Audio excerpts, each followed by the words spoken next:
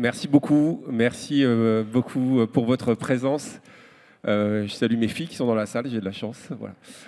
C'est une petite parenthèse pour rappeler que l'humain reste très important et on aura surtout la chance d'entendre des étudiants qui ont plein de questions. J'avais presque envie de les appeler, on les appellera assez vite pour nous rejoindre.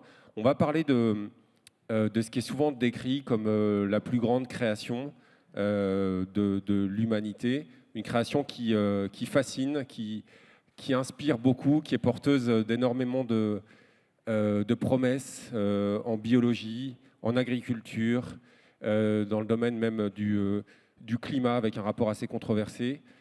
C'est l'intelligence artificielle. Très rapidement, Vladimir Poutine expliquait en 2017 que celui qui maîtriserait l'intelligence artificielle serait le pays le plus puissant du monde. On a vu très récemment que l'arrivée prochaine d'Elon Musk, j'ai envie de dire comme vice-président à la Maison-Blanche, va se traduire par énormément d'intelligence artificielle dans l'administration. En tout cas, c'est ce qu'il promet. Alors, est-ce qu'il va favoriser uniquement la sienne ou celle des autres? On va voir ça. Et puis, on connaît toutes les velléités de la Chine d'utiliser l'intelligence artificielle pour s'asseoir comme une superpuissance. Et l'Europe, dans tout ça, on en parlera peut-être tout à l'heure, mais surtout, on est là pour parler de cette confiance dans l'intelligence artificielle qui, pour faire écho à un ouvrage qui a fait beaucoup de bruit cette année, qui s'appelle Nexus, que l'on doit à Yuval Noah Harari, donc l'auteur de Sapiens. Lui, il explique que c'est extrêmement dangereux l'intelligence artificielle parce que pour la première fois, l'homme confère une partie de ses décisions, ou pourrait conférer à l'avenir de ses décisions du quotidien. Et pour lui, eh bien, on n'est peut-être pas préparé.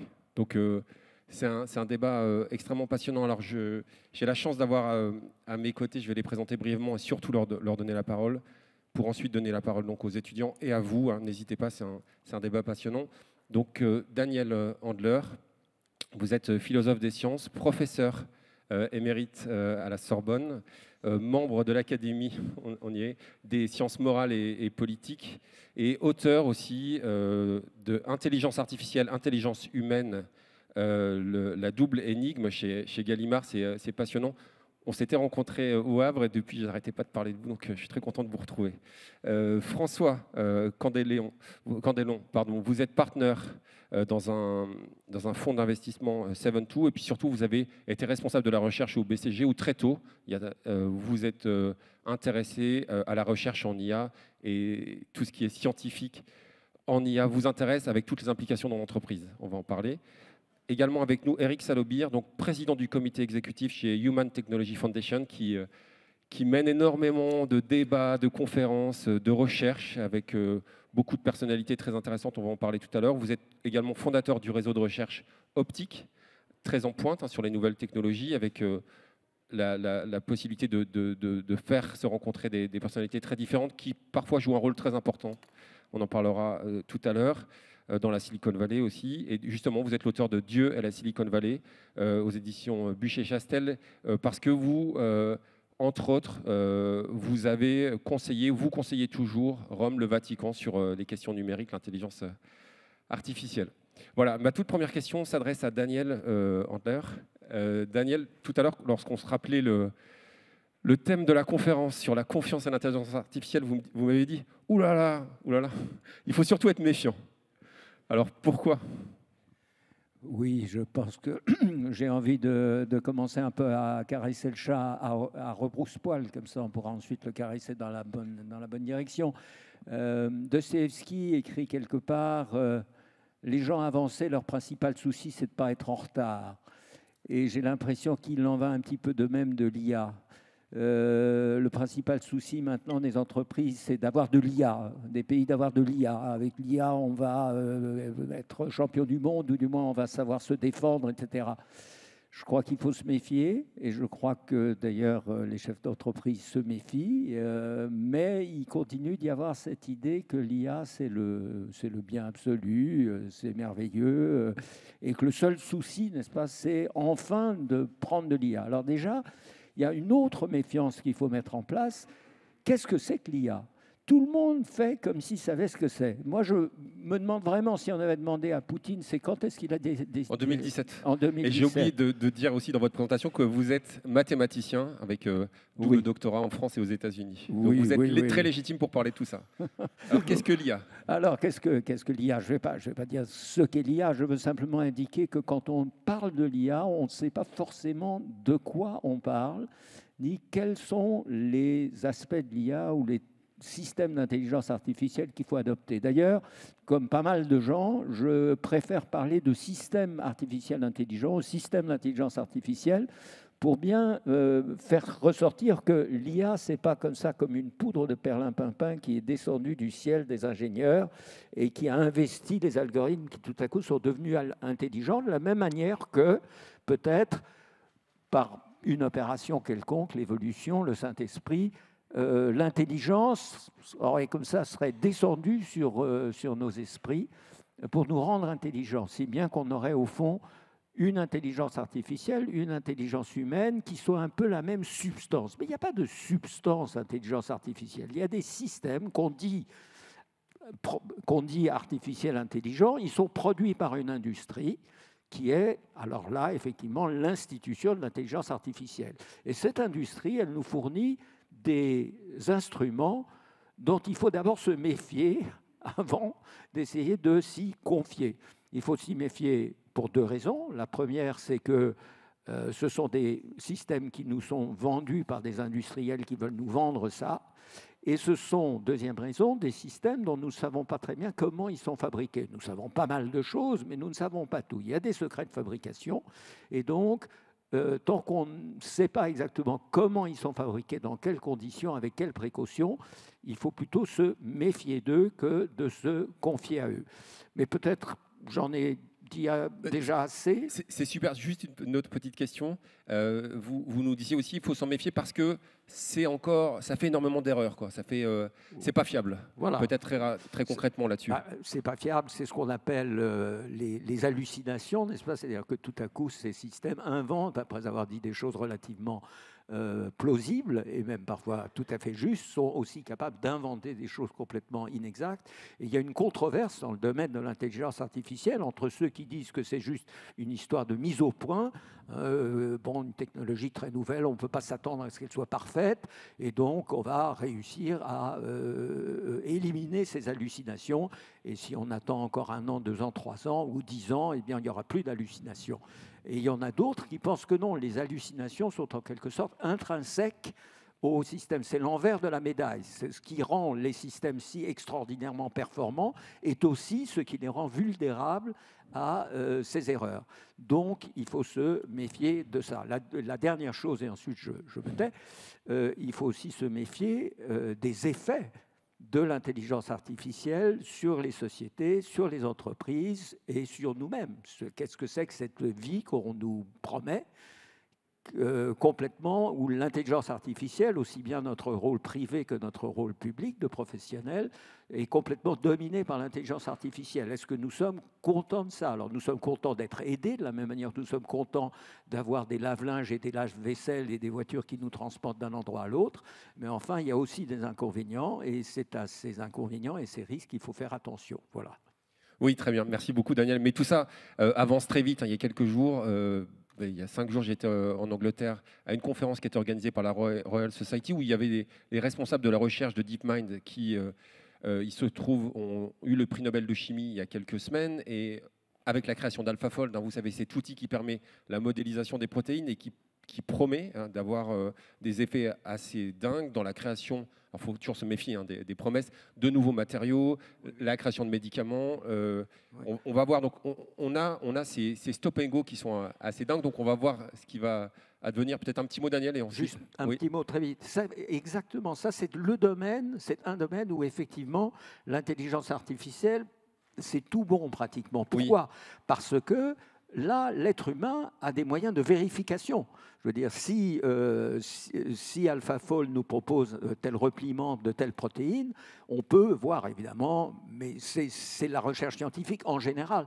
Donc il y a des moyens indépendants de vérifier que l'intelligence artificielle nous fournit des solutions ou des possibilités de solutions intéressantes. Et de manière générale, je pense que ces questions de méfiance, confiance, il faut plutôt les traiter par secteur. C'est-à-dire dans le domaine scientifique, l'apport de l'intelligence artificielle, ça fait que commencer, ça va croître et embellir, ne pose pas de problème particulier. Tout à fait différent, l'intelligence artificielle dans l'art de la guerre, l'intelligence artificielle en santé, l'intelligence artificielle dans le droit ou dans l'éducation, ce sont d'autres problématiques complètement différentes et je pense qu'il vaut mieux essayer de les résoudre champ par champ, domaine par domaine, que de manière globale. De s'intéresser secteur par secteur. Alors justement, François Candelon, tout à l'heure on s'est parlé et vous disiez, c'est très bien de se méfier, mais le monde bouge.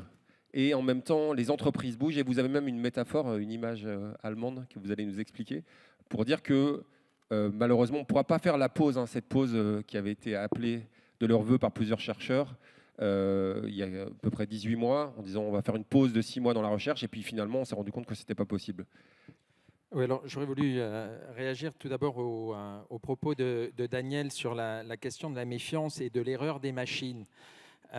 Oui, elles font des erreurs, mais je pense qu'il faut qu'on fasse évoluer notre rapport aux machines. Il n'y a pas... L'erreur est humaine, on a tendance à le dire.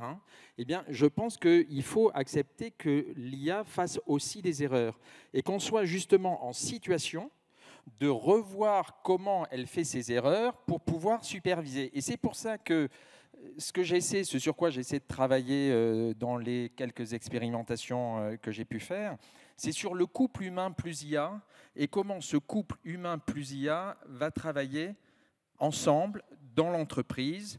Et en effet, on a une révolution qui est une révolution copernicienne. Il n'y a plus uniquement l'homme qui est au centre de l'intelligence. Mais pour moi, ce n'est pas encore l'IA. Peut-être un jour on verra. Mais c'est l'humain plus l'IA. Et par rapport à la question de la méfiance, on avait, lors de la préparation, vous disiez en effet, mais l'IA, elle fait trop d'erreurs, donc il faut s'en méfier. Je me méfierais moins d'une IA qui fait trop d'erreurs que d'une IA qui n'en fait plus. À mon avis, c'est là qui est potentiellement la plus grande difficulté. Et en effet, les entreprises doivent en grande partie essayer d'aller vers l'IA. Alors j'ai une métaphore qui n'est pas une métaphore très gaie, surtout en ces moments un petit peu de conflit dans le monde, qui est de comparer l'IA à ce qu'ont été les chars d'assaut avant la Deuxième Guerre mondiale. Donc on pouvait faire comme l'armée polonaise et ne pas en avoir. Bon, ça ne durait pas longtemps. On pouvait faire comme l'armée française. Et il paraît, alors je ne suis pas un expert des chars d'assaut, mais que les tanks français étaient meilleurs que les tanks allemands. Les mettre, et donc comment est-ce qu'on les a utilisés en France? On les mettait au cœur d'un régiment d'infanterie et ça améliorait effectivement le régiment d'infanterie. Et puis il y a Guderian qui a écrit Achtung Panzer. Et là, il a eu une nouvelle doctrine d'engagement. Et je pense que c'est autour de cette doctrine d'engagement, avec l'IA, humain plus IA, qu'il faut qu'on essaie d'évoluer. Alors, très rapidement sur les entreprises, vous les connaissez, vous les conseillez, vous investissez. Est-ce que, pour revenir un petit peu à l'approche géopolitique qu'on a eu un petit peu au début, est-ce qu'en Europe, on est en avance, à la traîne, peut-être en avance en recherche, mais comment ça se passe dans les entreprises? Alors, j'ai envie de dire que d'abord, le 21e siècle sera un 21e siècle américain. Parce que quand on regarde les entreprises qui sont aujourd'hui valorisées des milliers de milliards, des centaines de milliards, des dizaines de milliards et des milliards, la quasi-totalité est américaine. Donc je pense que c'est quelque chose qu'il faut avoir en tête. Maintenant, Michael Porter, qui était prof de stratégie à Harvard, disait que la compétitivité d'un pays dépendait de la capacité de son industrie à innover et à se moderniser. On va avoir du mal sur l'innovation. Il est absolument critique en Europe où on a plutôt tendance à mettre les entreprises en soins palliatifs plutôt que de les faire, de créer un mode schumpeterien de destruction créatrice comme on le voit aux États-Unis, hein, où les entreprises novatrices vont remplacer les anciennes. Là, nous, on fait tout pour subventionner celles qui sont en phase terminale. Soit on réussit à les faire se moderniser, soit nous serons, je dirais, un continent en voie de sous-développement. D'accord, François, mais je sais que cette question de souveraineté, elle vous est chère, et en même temps, il y a certaines méfiances, j'ai envie de dire, pour reprendre les mots de Daniel, qui sont justifiées. C'est-à-dire que lorsqu'on voit aujourd'hui le coût écologique de cette fameuse IA générative, qui n'en finit pas d'exploser, on voit ces big tech hein, qui repoussent l'année où elles seront carbone neutrales. Comment on peut gérer cette approche de l'énergie? Et puis, parallèlement, Microsoft, par exemple, qui va se doter de ses réacteurs nucléaires. Ouais, ben, je dirais que c'est la technologie, c'est le Dr Jekyll et le Mr Hyde du climat. En effet, d'un côté, ça permet d'améliorer un certain nombre de points.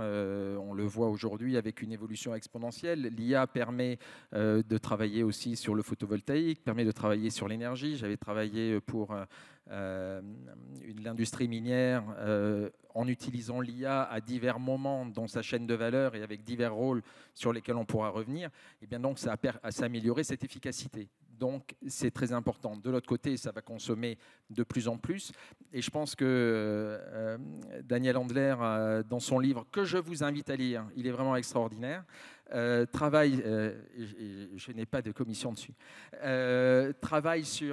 explique que la question, c'est celle du déploiement éthique de l'IA et non pas du déploiement d'une IA éthique. Et je pense que de notre côté, c'est un petit peu là-dessus, à quel moment et dans quels endroits souhaite-t-on utiliser l'IA et pourquoi? Et la question écologique fait partie de cette notion de déploiement éthique.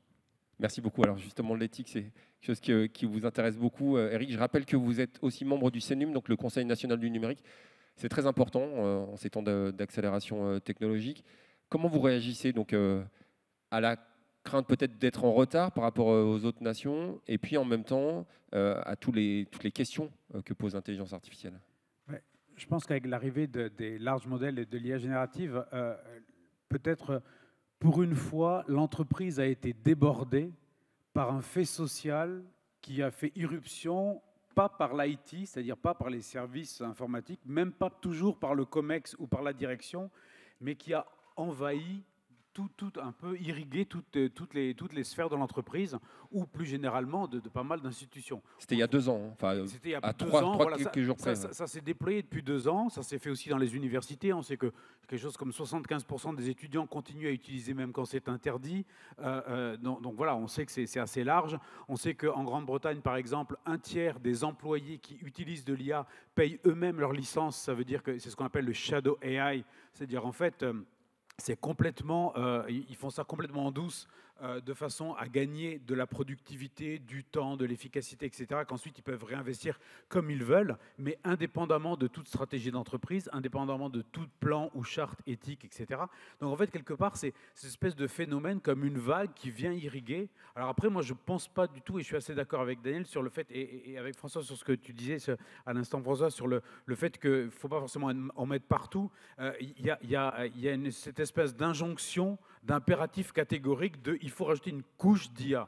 Enfin, ce qui veut rajouter une couche d'IA, ils en tiennent une couche, quoi, parce que c'est quand même... non, mais honnêtement, je pense qu'il ne faut pas vouloir en mettre partout. Il faut avant tout se poser la question. Nous, on travaille en ce moment beaucoup sur la préparation du sommet qui aura lieu dans quelques mois à Paris de la gouvernance de l'IA, sur toute la partie IA et travail. Et les on voit 10 et 11 février, hein, c'est ça? 10 et 11 février, voilà, à l'invitation de la France. Je crois qu'on aura 80 chefs d'État à Paris. Et en fait, on voit bien qu'il y a dans de nombreux cas, l'IA, elle est soit plaquée sur un travail prescrit, mais qui n'est pas du tout le travail réel que font les collaborateurs. Donc eux, ils disent, mais non, mais ça ne nous sert à rien. Soit elle est voulue d'une façon ou d'une autre dans l'entreprise et elle fait irruption à un endroit où elle ne sert à rien aussi. Donc en fait, je pense que là, il y a un vrai travail à faire de façon à être certain que si ce sera au service de l'humain, si c'est avant tout à l'initiative de l'humain. Voilà. Donc c'est un ouragan, quoi. Tu voulais dire quelque chose, François ? Oui, je voulais dire quelque chose parce qu'en effet, mais on ne sait pas très bien où c'est, mais en fait, on est au tout début. On a des IA qui sont extrêmement primitives. Alors, je suis originaire du Sud-Ouest et donc je fais référence à Clément Ader, qui a trouvé, d'ailleurs c'est lui qui a donné le mot avion. On fait des vols de 600 mètres. Donc je pense il est normal que l'on tâtonne et j'insisterai sur la nécessité collective que nous avons à faire des expérimentations, je dirais d'un point de vue scientifique. C'est ce que j'essaie de faire notamment avec des universités américaines, sur des cas d'usage précis, sur la manière dont ça fonctionne et comment l'humain réagit à ça. Donc on a besoin d'apprendre, on ne sait pas. Peut-être une petite nuance, léger désaccord, sinon ce serait trop ennuyeux. Léger désaccord.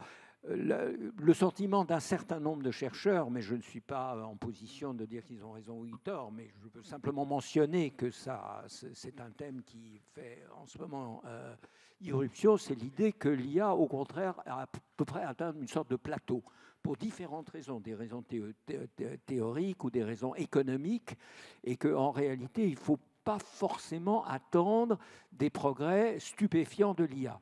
En revanche, là où on peut attendre des progrès stupéfiants, c'est dans l'usage de l'IA, le déploiement de l'IA, qui doit être à la fois sage, qui doit être...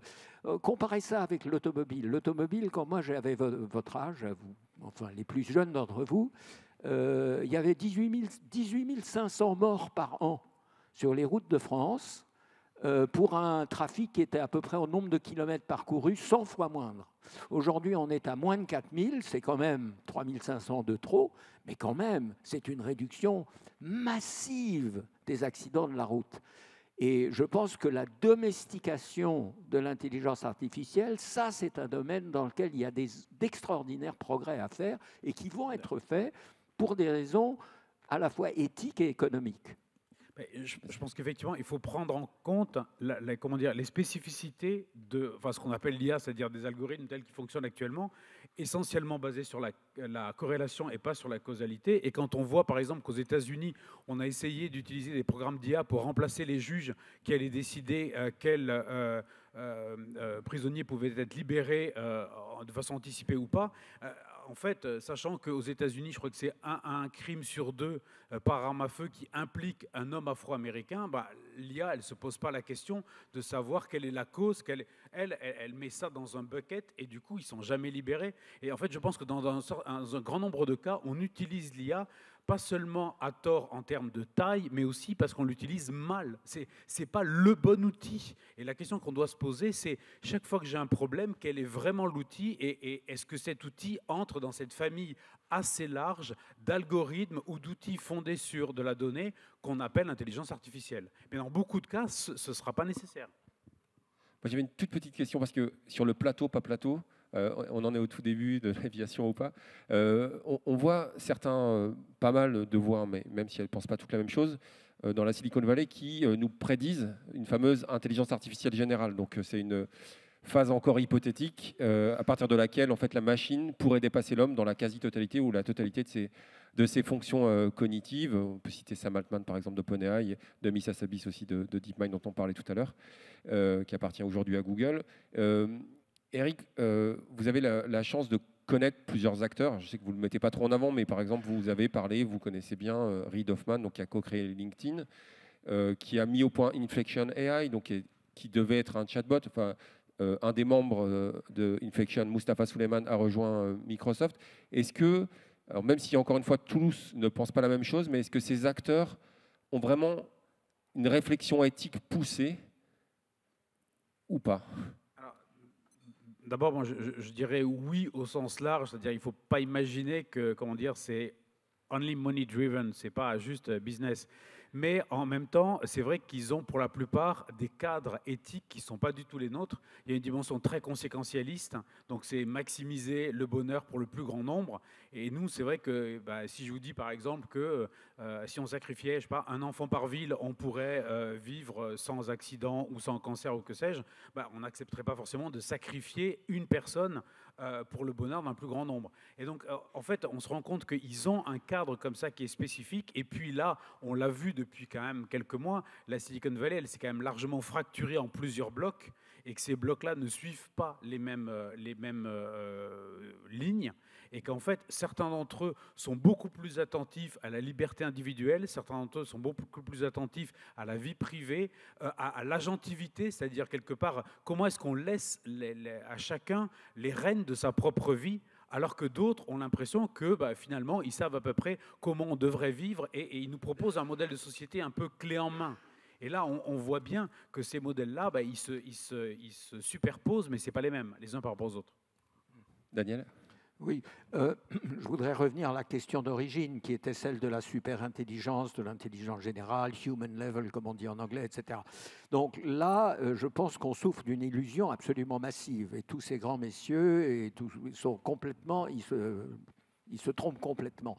Si vous réfléchissez un tout petit peu, on n'a pas le temps de le faire ici, aux domaines dans lesquels, comme le disait avec beaucoup de justesse Eric, dans lesquels un système d'intelligence artificielle est susceptible d'intervenir, vous allez voir que c'est une assez petite fraction de ce qu'on fait en entreprise, de ce qu'on fait dans la vie quotidienne, etc. La plupart de vos décisions, vous n'avez aucune idée de comment vous pourriez demander à un système d'IA de la prendre à votre place. Donc je pense qu'il y a une sorte d'illusion, une véritable illusion d'optique. Maslow disait qu'à qui possède un marteau, tout apparaît comme un clou. Alors les industriels de l'intelligence artificielle ont cet extraordinaire marteau, dont je ne nie absolument pas le caractère ingénieux, révolutionnaire, copernicien, etc. Mais il y a beaucoup de choses qui ne sont tout simplement pas des clous. Et dans mon livre, là je fais un petit peu l'autopublicité, j'essaye de caractériser le type de processus intelligents ou cognitifs qui justement semblent complètement hors de portée, en tout cas pour l'instant, de l'intelligence artificielle que nous connaissons. Donc je crois qu'il ne faut pas trop s'inquiéter de la survenue de l'intelligence artificielle générale, contrairement à ce qui se dit beaucoup, à cause notamment de l'aspect apparemment général de ChatGPT. Oui, il est général parce que comme sur Internet, on a parlé de tout, en un certain sens, ChatGPT peut parler de tout, mais est-ce qu'il comprend de quoi il parle? Est-ce qu'il est capable, avec une pertinence et une autonomie propre, de dire oui, là c'est le moment de parler de ceci, de la liberté humaine ou des modèles économiques ou de la théorie éthique de base? Il n'y a pas d'intentionnalité, il n'y a même pas de conscience qu'il parle. Donc ça c'est évident. Après, l'IA générale, on va dire, c'est une tête de gondole. On ne va pas se mentir, pour développer ces modèles, il faut rassembler des milliards. Pour rassembler des milliards, il faut faire rêver des investisseurs. Pour faire rêver des investisseurs, il faut leur proposer d'aller sur Mars. S'il avait juste dit non, mais j'ai envie de lancer, Elon Musk, j'ai envie de lancer des constellations de satellites moins chères que Ariane Espace, il n'aurait pas rassemblé autant d'argent. Et donc, en fait, je pense qu'il y a aussi cet effet loupe, il ne faut pas non plus se laisser, blouser par ce côté-là. Après, je pense quand même qu'on est déjà tramé dans un cocon d'algorithmes, et donc il y a déjà beaucoup de nos décisions au quotidien qui sont influencées sans qu'on s'en aperçoive par les algorithmes. Moi, ce qui m'amuse beaucoup, c'est la façon dont, effectivement, on a l'impression que l'IA est arrivée dans le domaine public avec l'IA générative, parce que pour la première fois, les gens ont été sujets de l'algorithme, c'est-à-dire qu'ils pouvaient faire des choses et pas seulement objets. Mais ça fait très longtemps qu'on est objet de quantité d'algorithmes qui nous notent, qui nous évaluent, qui nous autorisent ou pas telle ou telle chose. Moi, ça m'amuse beaucoup.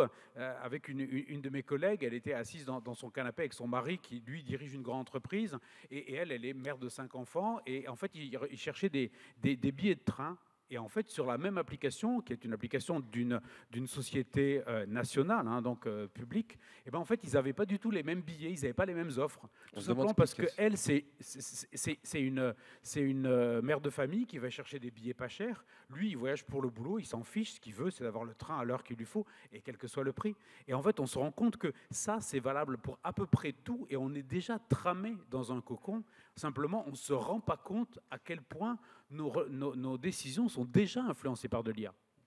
Alors, je vais dire juste deux choses sur lesquelles on n'est pas tout à fait d'accord.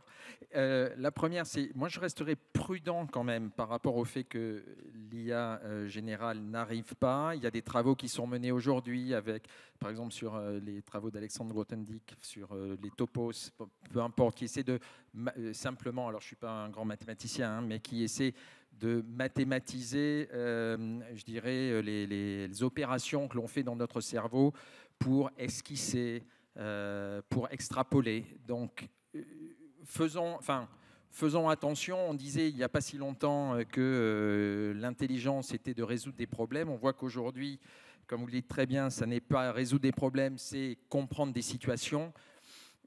On est quand même dans une guerre pour reprendre une métaphore militaire, on est en retrait tactique. Donc faisons attention de ce côté-là. Et la deuxième chose sur laquelle j'étais pas tout à fait d'accord avec vous, c'est quand vous dites l'IA, il y a très peu d'endroits dans l'entreprise ou peu d'endroits dans l'entreprise où c'est utilisable. Je pense qu'il faut réfléchir à la manière dont, encore une fois, l'humain et l'IA travaillent ensemble. Donc il y a des moments où l'IA, pour reprendre l'image minière, donc on avait regardé 4 types d'interactions humains et IA. Une où l'IA donnait des idées aux humains, c'était pour savoir comment faire de la recherche pour trouver des minerais plus intelligents. Donc on l'avait appelé Illuminator. Bon, enfin, il y avait celui qui faisait des recommandations pour savoir quand est-ce qu'on allait faire des programmes de maintenance sur des machines. Il y avait celui où l'IA décidait.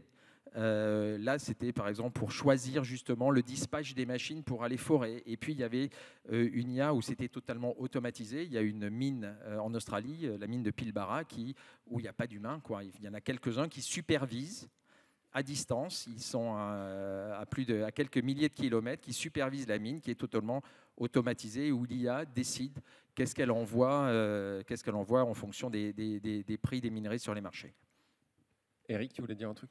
Oui, moi, deux choses peut-être. Premièrement, effectivement, on ne peut pas dire de façon certaine qu'une IA générale n'arrivera jamais. Enfin, on ne peut jamais dire jamais. Simplement, ce qui est sûr, c'est que pas avec la technologie qu'on a actuellement. Donc, s'il y a un saut qualitatif, mais on risque de passer par un certain nombre divers de l'IA avant d'arriver à quelque chose qui commence vaguement à ressembler à une intelligence, à une forme d'intelligence, c'est-à-dire avec une dimension générale. Et je suis d'accord, générale, ça ne veut pas dire qu'elle est capable d'aborder tous les sujets comme un pipotron, mais qu'effectivement, elle est capable de traiter tout type de problème avec ce qu'on a comme intelligence logique, comme intelligence affective, etc., etc. Le deuxième point, c'est en revanche la grande capacité qu'ont les systèmes actuels à imiter. Et ça, je pense qu'on se laisse facilement blouser parce que nous, en tant qu'humains, on va accorder de la confiance notamment à tout ce qui nous parle. Donc ça, à partir du moment où une IA nous parle, on a l'impression, on projette sur elle notre humanité, on anthropomorphise beaucoup les choses et du coup, on va avoir l'impression que quelque part, elle est des nôtres. Et on se rend compte qu'il y a une surconfiance de la part de beaucoup d'utilisateurs, tout simplement parce que l'IA parle et la façon dont on interagit, le nombre de gens qui disent s'il te plaît ou merci ou s'il vous plaît, parce qu'on vous voit, hein, ChatGPT, il ne faut pas exagérer, et quand même on n'est pas si proche que ça, hein, mais ça dit quelque chose quand même, et je crois qu'il faut juste qu'on soit attentif, pas tellement à la technologie elle-même, mais pour moi le point de fragilité, il est moins dans la technologie, même si elle manque de maturité dans bien des domaines, que dans l'humain et dans la façon dont lui-même va prendre en compte, se saisir de ces technologies, parfois à bon escient, parfois pas à bon escient, et dans un certain nombre de cas, en n'ayant pas le degré de confiance ou d'esprit critique qui convient. Alors, je pense notamment pour les étudiants, là c'est particulièrement le cas, entre ceux, et pour moi c'est là qu'on voit une grande différence entre ceux qui sont capables d'utiliser l'IA générative comme quasiment un assistant de recherche. Jusqu'à maintenant, il fallait être full professeur pour avoir droit à un assistant. Maintenant, maintenant, le moindre doctorant peut avoir une kyrielle d'assistant. Et en même temps, ça reste un peu comme un stagiaire, c'est-à-dire qu'au milieu d'une copie parfaite, ils peuvent vous lâcher une énorme bêtise. Et ça, effectivement, c'est le regard critique qui va permettre de le vérifier. Daniel, vous vouliez réagir là-dessus? Non, je ne vais pas prolonger. Ça Alors, a été très bien dit, parce que il faut laisser le temps. Génial. Justement, ça nous fait une super transition, Eric. Merci beaucoup pour justement laisser la parole aux étudiantes et aux étudiants qui sont avec nous au premier rang et qui ont énormément travaillé. Alors, je vous passe un micro. Ah, super, il y a des micros qui arrivent. Tout va bien. Et là, vous allez bien réagir et la salle pourra intervenir aussi, bien sûr, dès maintenant. Merci beaucoup. Merci. Bonsoir à tous. Mohamed Si, je suis étudiant en Master IASD à PSL Research University. Ma question est la suivante. Peut-être que certains d'entre vous connaissent François Chollet. Il est le fondateur de Keras, ingénieur à Google. François Chollet, le créateur de Keras. Oups, voilà. Je parlais du fait que François Chollet, qui est fondateur de Keras, une librairie qui est très utilisée par nous les étudiants en IA, a écrit un papier de recherche qui s'appelle « On the Measure of Intelligence ». Il distingue l'intelligence artificielle des capacités cognitives humaines en rappelant que les réponses générales par l'IA à partir de prompts ne représentent pas une véritable compréhension de réflexion. Ma question est la suivante. Selon vous, comment pourrait-on éduquer le public pour qu'il ne confonde pas les réponses efficaces d'une IA avec une véritable intelligence? Et peut-être même définir la notion d'intelligence. Non, je pense que ça rebondit bien avec les propos que vient de tenir. Merci beaucoup, Mohamed, que vient de tenir Eric. C'est-à-dire que souvent, on peut se laisser tromper. Dis-moi si je me trompe, Mohamed. Oui. C'est par une IA, on peut avoir l'impression qu'elle est intelligente, alors qu'en fait, elle va nous donner l'impression d'être intelligente. Oui. Et comment faire en sorte de distinguer? Oui. Alors là, je voudrais introduire une petite nuance. Il est courant de dire, et en première approximation, il est raisonnable de dire que ChatGPT ne comprend pas. Il parle comme ça, comme un perroquet. Il y a une célèbre citation de Emily Bender, que c'est un perroquet statistique. Donc, comme un perroquet qui ne comprend rien. Je mettrai un petit bémol. Qu'est-ce que veut dire comprendre? Qu'est-ce que c'est? Comment pouvez-vous expliquer que vous comprenez? Vous avez une intuition, vous avez une introspection, vous avez l'impression de savoir de quoi vous parlez, mais pour le manifester, vous êtes amené à le prouver en montrant qu'il y a des liens, qu'il y a des correspondances entre les mots et les choses, etc. Et ces correspondances entre les mots et les choses, les liens entre les différentes idées qui tournent autour du même concept, eh ben, la machine n'en est pas complètement dépourvue. Donc c'est un petit peu simplifier la chose de dire qu'elle ne comprend rien. Elle ne comprend pas comme nous, très probablement, même certainement, mais ça n'est pas comme si elle comprenait pas du tout. Et c'est ça les effets d'intelligence de ChatGPT. Ça vient du fait qu'en fait, en un certain sens, elle comprend quelque chose. Et donc la tentation de la projection anthropomorphique est beaucoup plus grande dans le cas de ChatGPT que dans le cas d'un thermostat qui comprend, oui, qu'il fait trop chaud, il fait très chaud chez vous, il coupe la chaudière. Mais on sent bien que c'est vraiment une compréhension très, très, très, très élémentaire. ChatGPT, c'est plus compliqué comme compréhension. Et si on ne discute pas souvent avec son thermostat, de fait. Et je pense que ça va être encore de plus en plus compliqué, puisque maintenant, même avec ChatGPT 4.0.1, il rajoute... Jusqu'alors, il bouffait des datas, il regardait, il vous rendait le travail, enfin le mot le plus probable qui venait continuer la phrase. Et là, il a rajouté une nouvelle technologie qui est ce qu'on appelle le temps d'inférence. D'une certaine manière, il se pose pour réfléchir. Il va falloir qu'on trouve de nouveaux termes. Enfin, un temps d'inférence où il va regarder tout un ensemble d'options. Et prendre celle qui est le plus probable, qui va plus probablement lui permettre d'arriver à la meilleure solution. Et c'est cette technologie qui avait permis à AlphaGo, donc en 2016, qui était un logiciel de DeepMind, qui avait battu Lee Sedol, qui était l'idole du jeu de Go, l'un des plus grands maîtres de l'histoire du Go, avec le fameux coup numéro 37, où là, Lee Sedol s'est dit, non, il ne fait pas que répéter, et je remets entre guillemets, il invente quelque chose. Alors, moi, je serais très prudent sur l'utilisation de ces termes. Je comprends ce que tu dis, mais je pense que pour le moment, la terminologie n'existe pas encore vraiment. Ce qui est sûr, c'est que pour le moment, on n'a pas encore d'intentionnalité. C'est-à-dire, si vous devez écrire un discours, la première chose que vous dites sur une thématique, qu'est-ce que j'ai envie de leur dire ? Et à partir de là, vous allez tracer votre fil narratif. Là, ce n'est pas du tout la façon dont fonctionne pour le moment la technologie. Et le danger que je vois, moi, alors c'est le cas pour les étudiants, mais c'est le cas dans l'entreprise aussi assez largement, c'est que ça donne quand même l'illusion d'un accès à une compétence. C'est-à-dire finalement, si j'ai besoin d'un contrat, est-ce que j'ai vraiment besoin d'appeler le service juridique ? Et si j'ai besoin de rédiger un petit pitch, est-ce que je vais en parler à la communication, au marketing ? Non, pas forcément. Et le danger, c'est qu'effectivement, d'abord, ça isole un peu l'humain face à sa machine, et puis ça lui donne ce faux sentiment d'une compétence, et en parallèle, en miroir, ça dévalorise la notion d'expertise.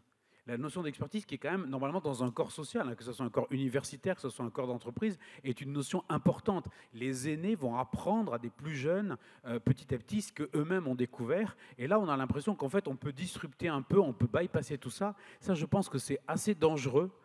Parce que cette illusion-là, à un moment, on la prend en pleine figure quand on s'aperçoit que ce qu'on a fait, finalement, ça ne correspond pas à la réalité. C'est passionnant, en tout cas, cette illusion avec laquelle on devra vivre. Une autre question de Lio.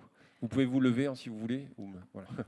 Alors, pour rebondir sur ce que vous venez de dire, sur le fait que beaucoup d'élèves utilisent les IA génératives, y compris quand c'est interdit, pour moi, ce constat pose deux questions. La première, c'est comment est-ce qu'on peut intégrer ces outils dans l'éducation sans freiner le développement de compétences de structuration de la pensée, de créativité ou de résolution de problèmes. Et la deuxième, c'est comment pouvons-nous revoir les critères d'évaluation des compétences et d'acquisition des savoirs des enfants et des adolescents, encore une fois, pour combiner en confiance l'intelligence artificielle et l'intelligence humaine. Vous êtes étudiante à l'ENS en sciences cognitives. J'ai une réponse là-dessus. Vas-y, Daniel. Oui, parce que là, pour une fois, j'ai une petite idée. Il est parfaitement clair que les nouvelles technologies, l'IA, pour le dire rapidement, doit entrer dans le cursus des élèves, des étudiants, des enfants, des adolescents, pour la raison évidente que ce sont, comme on l'a souligné à plusieurs reprises, des instruments qui sont maintenant partout autour de nous et qu'il faut qu'ils deviennent complètement compétents dans la manipulation et la mise à leur service de ces instruments. Donc, il faut aucune réserve à avoir en quelque sorte dans l'idée d'une intégration de ces outils dans les cursus. Mais le problème de ces outils, c'est qu'ils donnent des solutions toutes faites. Comment est-ce qu'on apprend à réfléchir, à structurer sa pensée, à développer sa pensée ? C'est en cherchant soi-même. La solution, ça peut être intéressant. 2 × 2 = 4. Ah, ça vous fait une belle jambe. C'est pas le résultat qui compte, c'est le processus. Et donc, pour que les élèves des plus petites classes aux étudiants les plus avancés puissent développer leur capacité de penser et leur sens critique et tout ça, il est indispensable aussi qu'ils sachent faire les choses sans aucun recours aux technologies. De la même manière qu'il faut pouvoir utiliser Waze ou Google Maps pour s'orienter dans une ville qu'on ne connaît pas, mais il faut aussi pouvoir lire une carte. Parce que la carte vous donne l'idée de l'orientation d'une ville. Nord, sud, est, ouest, vous ne l'avez pas avec ChatGPT, vous ne l'avez pas avec Waze et avec Google Maps. Et il en est de même de manière très générale. L'orientation dans un problème, dans un univers intellectuel, c'est quelque chose qu'on acquiert en cherchant soi-même. Et donc, je prône, moi, un bilinguisme éducatif, c'est-à-dire un ensemble de cours dans lesquels il n'y a aucune technologie, et c'est là d'ailleurs qu'il faut faire les évaluations, il faut s'arranger pour que les évaluations, donc c'est votre deuxième question, les évaluations se font dans ce cadre de non-technologie, et en même temps, on fait aussi les cours avec la technologie. De la même manière qu'on peut apprendre, hein, la plupart des êtres humains sur Terre sont bilingues, ils n'ont aucune difficulté à être bilingues, il faudrait développer ce bilinguisme éducatif. Et je le vois même dans l'entreprise. Sur la base, donc, j'ai fait en fait 2 grosses expérimentations avec les consultants du BCG où j'étais à l'époque. C'était les rats de laboratoire que j'avais à disposition.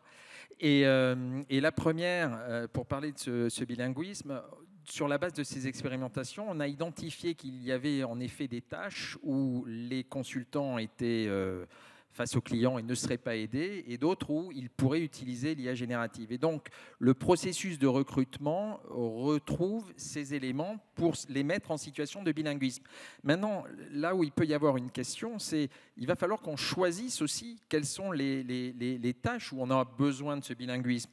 On peut challenger le fait qu'on ait besoin de se diriger dans une ville. Il y a d'autres choses qu'on a plus de mal à challenger. Je connais aujourd'hui beaucoup moins de numéros de téléphone que je n'en connaissais il y a un certain nombre d'années.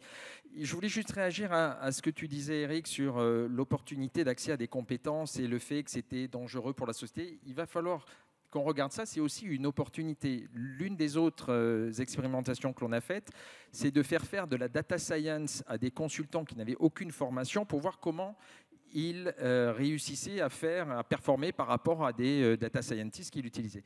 Et ce que l'on voit, c'est qu'ils réussissaient en fonction des tâches entre 70 à 90%.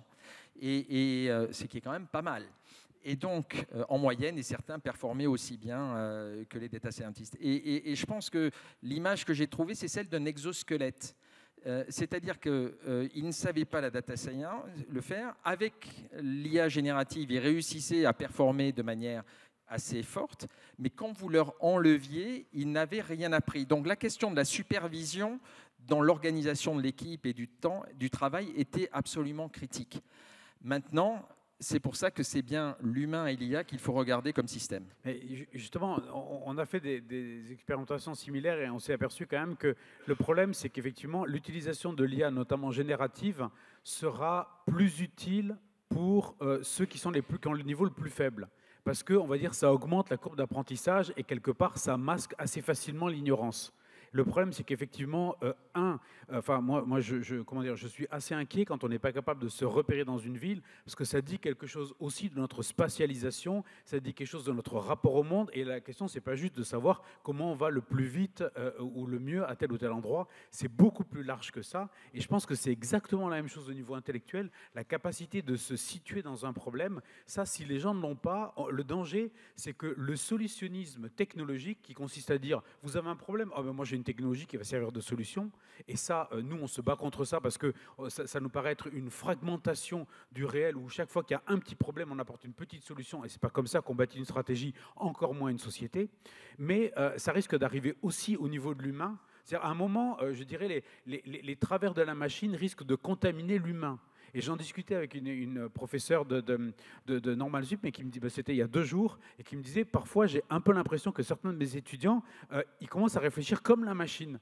Et ça, c'est assez inquiétant, parce qu'on voit bien les limites de la machine, et le danger, c'est qu'on se mette au diapason, et là, effectivement, on ne gagne pas. Cela dit, juste pour terminer là-dessus, je suis persuadé qu'effectivement, il y a cette dimension schumpeterienne, mais comme lors de toute révolution épistémologique, c'est-à-dire qu'on gagne et on perd des choses. C'est évident que lorsque les écrits se sont répandus, on a perdu par rapport aux civilisations de l'oralité une capacité mémorielle, mais qu'en même temps, la mise à distance du texte nous a donné un rapport beaucoup plus critique et nous a permis de questionner le texte de façon complètement différente.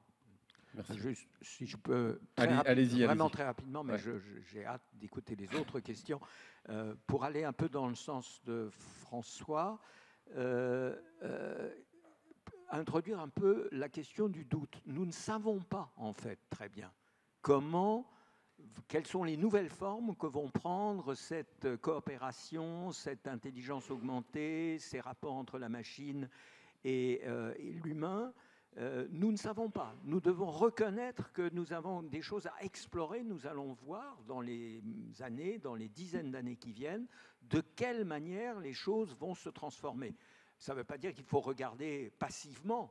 il faut surveiller le processus, il faut y réfléchir, il faut s'y appliquer de manière pluridisciplinaire, de manière à orienter les choses dans une direction qui nous paraît quand même la meilleure.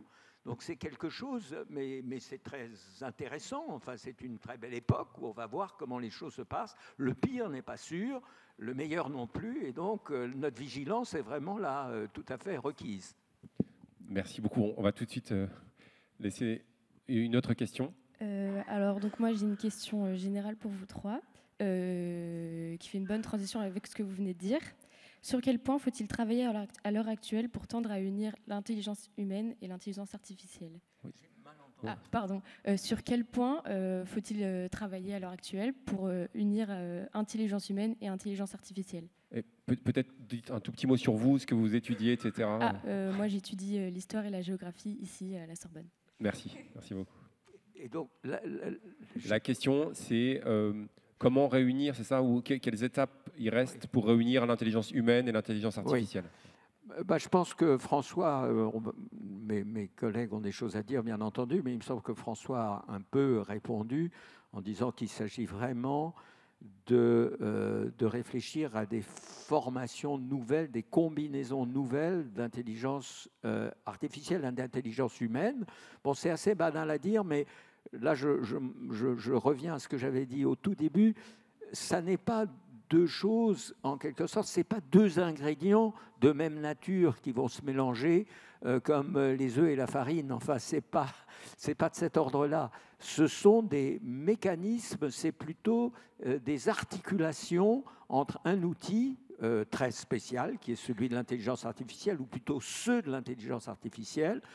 C'était très intéressant ce qu'a dit François tout à l'heure sur les 4 modes dont ça peut interagir, parce que ce sont des modes extrêmement différents. Dans certains cas, ce qu'on appelle IA, en fait, ce sont des processus d'automatisation ou d'optimisation qui ne sont pas intelligents en un sens intéressant du terme. Dans d'autres cas, ce n'est pas du tout le cas. Donc, ce sont vraiment des assemblages plutôt que des mélanges. Et donc, personnellement, je ne vois pas une union, mais je vois plutôt des questions d'assemblage harmonieux, synergétique, qui permettent effectivement à l'être humain d'améliorer sa performance sans éventuellement subir des conséquences désastreuses de déqualification à cause d'une utilisation en quelque sorte mécanique et stupide de l'outil. François, tu voulais... Allez-y. Juste un tout petit point sur la dimension aussi collective de l'intelligence humaine. Ça, c'est souvent, on a l'impression qu'à partir du moment où on est face à un système d'IA, notamment d'IA générative, c'est l'humain qui est augmenté d'une certaine façon ou qui interagit. En fait, on se rend compte, notamment en entreprise, que toute une partie des solutions sont trouvées d'abord de niveau avec une dimension d'interdisciplinarité. Donc, on met plein de gens autour de la table, différents, et puis même au sein d'une même équipe. Et cette dimension-là, elle est souvent exclue lorsqu'un humain va se mettre à interagir avec une machine, parce qu'il a l'impression que finalement tout ça prend la totalité du champ de sa pensée, répond à toutes ces questions, et cette dimension, je ne veux pas dire omnisciente, mais qui donne l'impression d'être omnisciente, risque de refermer cette dimension très intellectuelle qu'est la véritable intelligence, enfin l'intelligence humaine.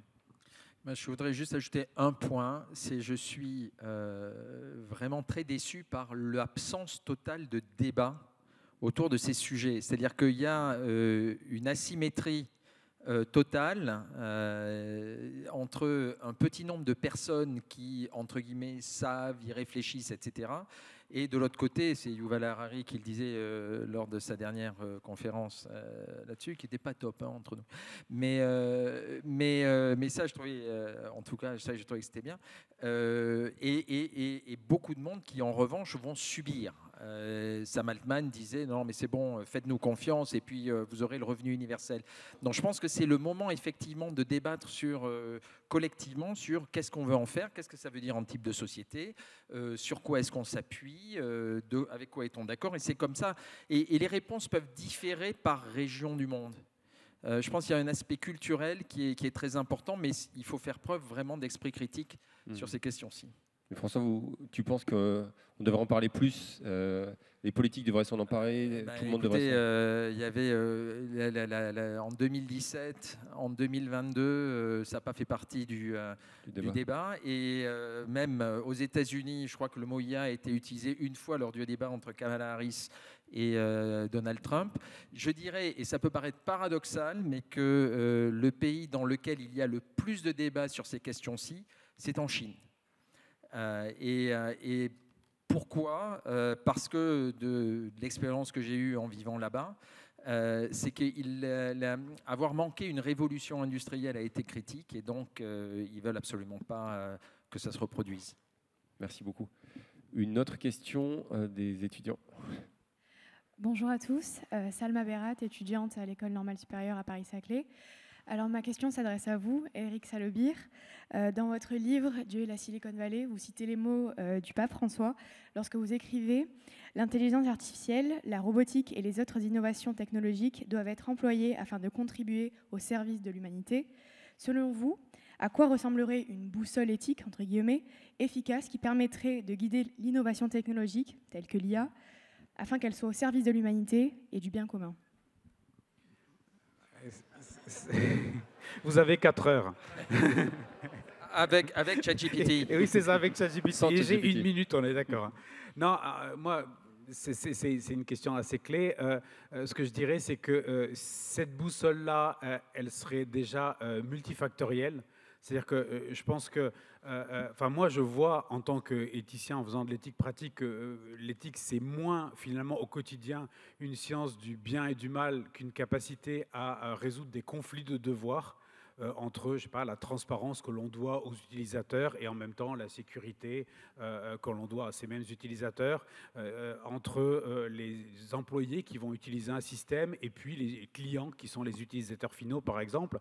Donc en fait, l'idée, c'est d'essayer d'avoir cette approche la plus large possible. Donc ça, c'est peut-être le premier point. L'autre point, et ça, on l'évoquait tout à l'heure, c'est la dimension très pratique de cette boussole. C'est-à-dire que je ne pense pas qu'on puisse, si on parle finalement d'être utile, je dirais, à tout l'homme et à tous les hommes, donc cette dimension très, universelle, je ne pense pas qu'on puisse le faire en ayant, une approche théorique d'une technologie.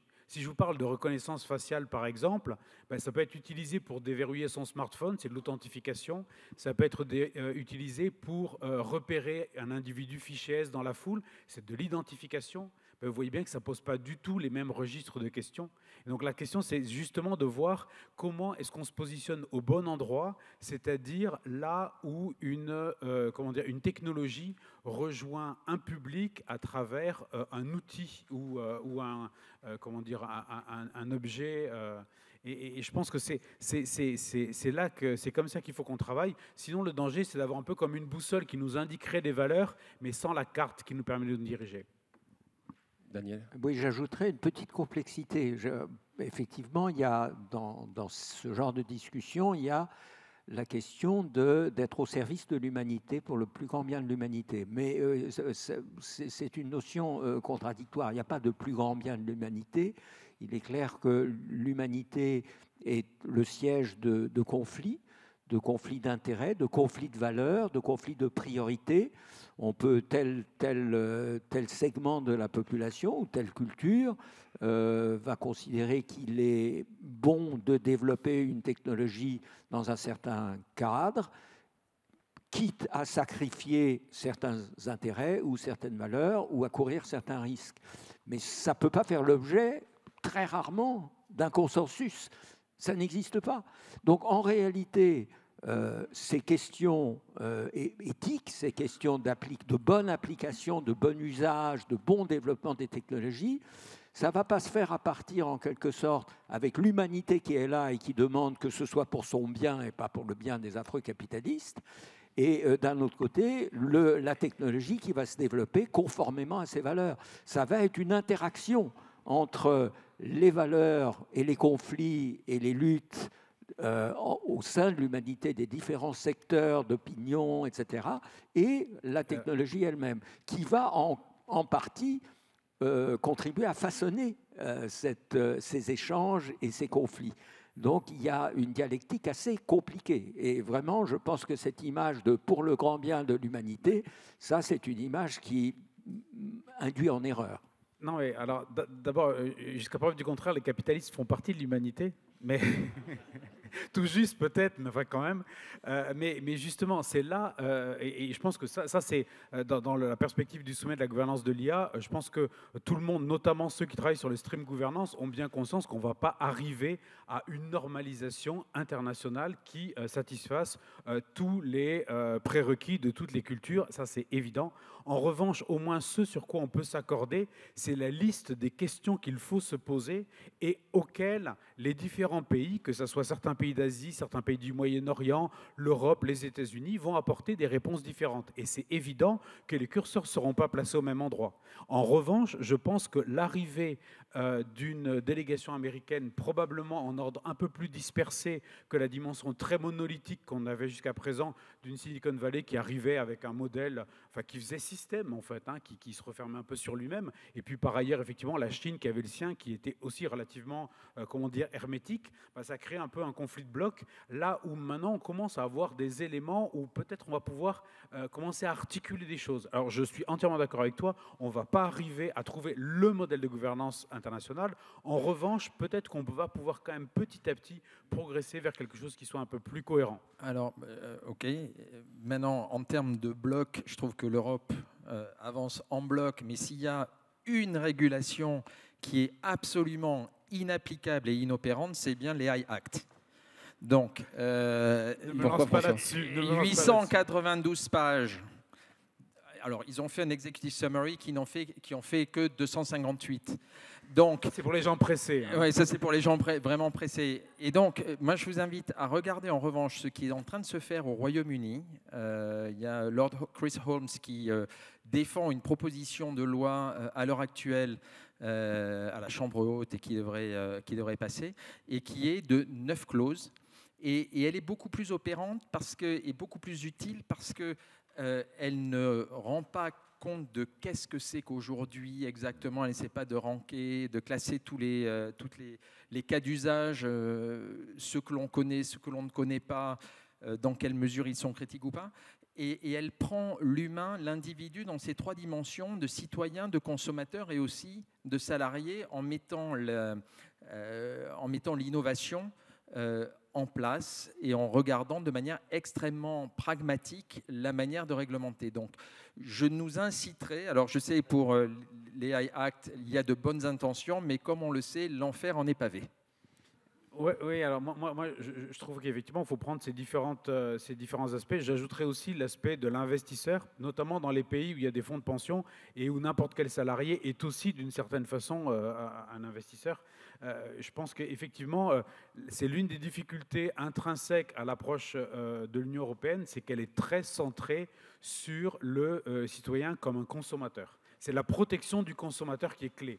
Or, moi, j'ai envie d'être protégé en tant que consommateur, mais j'ai aussi envie d'être protégé en tant que salarié, en tant qu'investisseur, etc., etc. Et c'est tous ces aspects-là. Et je suis assez d'accord sur le fait qu'actuellement, on est ralenti par une réglementation qui va s'avérer difficile à mettre en œuvre et extrêmement complexe. Ça, c'est évident. Merci beaucoup. Même si les intentions sont bonnes au départ, effectivement, c'est très complexe. Est-ce que, je crois qu'on a encore un étudiant. Allez-y, avec plaisir. Oui, donc moi c'est Asger Johnson de l'EDEC à Nice en finance. Et ma question s'adresse à vous, Monsieur Candelon. Donc, à travers votre carrière et votre discours, on aperçoit un grand optimisme envers l'IA. Mais j'aimerais vous demander si, au cours de votre carrière, vous avez éprouvé du scepticisme au sujet d'une technologie IA et avant de changer d'avis. Et dans ce cas-là, quels éléments de cette intelligence artificielle vous ont fait changer d'avis et qu'est-ce que vous utiliserez pour convaincre quelqu'un d'autre pour qu'il change d'avis au sujet d'une intelligence artificielle? Alors, je ne sais pas, alors si je donnais une image d'optimisme, j'essaie, peut-être parce que je suis souriant, ma femme est là, etc. En fait, j'essaie de faire preuve d'esprit critique.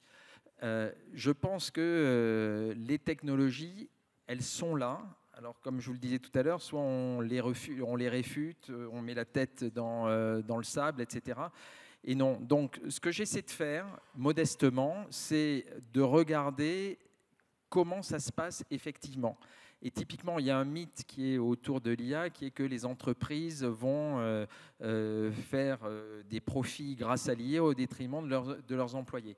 Donc, dans ce cadre-là, encore une fois, on a lancé une expérimentation, alors cette fois-là avec le MIT. Et qu'est-ce qui en est sorti? C'est que c'était le cas pour 7% des employés. Il y avait les 2 tiers, presque les 2 tiers, 64%, qui disaient qu'en fait, ils avaient le sentiment de bénéficier dans leur travail de l'IA, que ça améliorait ce qu'on appelle l'identité professionnelle, c'est-à-dire le sentiment de compétence, d'autonomie, de sens de l'appartenance. Et ces employés-là, ils avaient 3,4 fois, pour être précis, plus de chances d'être satisfaits dans leur travail. Et donc ça fait un engagement supérieur, et donc pour l'entreprise, c'est bénéfique. Donc je pense qu'on peut trouver du gagnant-gagnant, mais je reste très sceptique au sens étymologique du terme. J'essaie de faire marcher, autant que faire se peut, mon esprit critique. Je sais qu'on a d'autres questions des étudiants, qu'on va continuer à les prendre, mais est-ce que dans la salle, voilà, je crois qu'il y a plusieurs mains qui se lèvent. Super, merci beaucoup. Bonjour, merci beaucoup pour cette présentation. Philippe Rousset, donc je suis à l'INSEAD actuellement. J'ai 30 ans de carrière dans le domaine de l'IT, essentiellement dans les corporate companies US. À l'INSEAD, on a étudié un point particulier sur la confrontation de l'intelligence artificielle avec l'intelligence émotionnelle de l'humain dans l'entreprise. À travers la définition de Daniel Goleman, les 4 traits, la connaissance de soi, l'empathie, les relations sociales, la régulation des émotions. On a fait un petit test pour demander justement à l'IA, à ChatGPT, quel serait selon lui le taux de réplication de l'intelligence émotionnelle. Et il nous a répondu, aujourd'hui, 80%. Ma question est la suivante pour vous, Monsieur Candlon, qui est aussi dans l'entreprise, peut-être pour Monsieur Salebir. Est-ce que vous pensez que, si on part du principe que cette assumption est bonne, c'est à vérifier bien entendu, il va y avoir une redéfinition des rôles de l'humain dans l'entreprise, bien entendu, première chose. Et la deuxième chose, effectivement, si on pousse la question, est-ce qu'on peut penser qu'un jour, ce sera good enough, effectivement, pour nos leaders, de recruter de l'intelligence artificielle beaucoup plus intéressante que l'intelligence émotionnelle humaine? Merci. Peut-être juste une petite demande de précision. Quand vous dites réplication de l'intelligence émotionnelle, ça voulait dire quoi concrètement? Quand on présente les 4 traits de l'intelligence émotionnelle de l'humain que j'ai cités, et qu'on demande à l'IA quelle est selon lui sa capacité de réplication, voilà, il définit qu'aujourd'hui c'est 80%. En 1950, qui est peut-être l'âge de la création de l'intelligence artificielle, c'était 0,5%. Voilà ce qu'il dit. Merci beaucoup. Alors d'abord, c'est vrai que ça réplique pas mal l'intelligence émotionnelle. J'ai fait une expérimentation au Royaume-Uni pour un fournisseur d'électricité. Et je peux vous dire que la réponse, alors là c'était du chatbot, c'était pas vocal, c'était écrit suite à les réponses, mais c'était absolument incroyable. Et ce qui est vrai, c'est que le chatbot est en forme 24 heures sur 24, 7 jours sur 7, et a priori ne s'est pas engueulé avec sa femme. Je pense qu'il est important là-dessus d'en avoir conscience. Et pour revenir à la question, à la réglementation, et justement à ce que proposent les Britanniques, c'est de s'assurer que chaque fois que c'est fait avec de l'IA, il est dit que c'est fait avec de l'IA.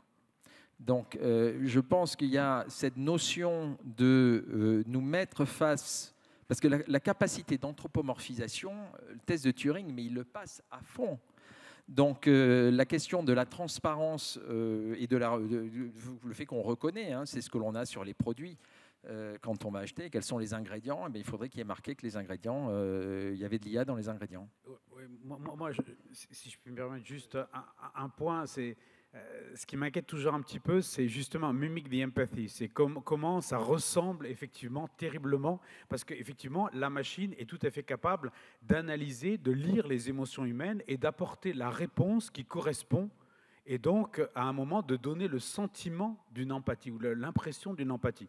Le problème, c'est que qu'est-ce qui n'a aucune empathie et qui est capable de l'imiter? C'est un sociopathe.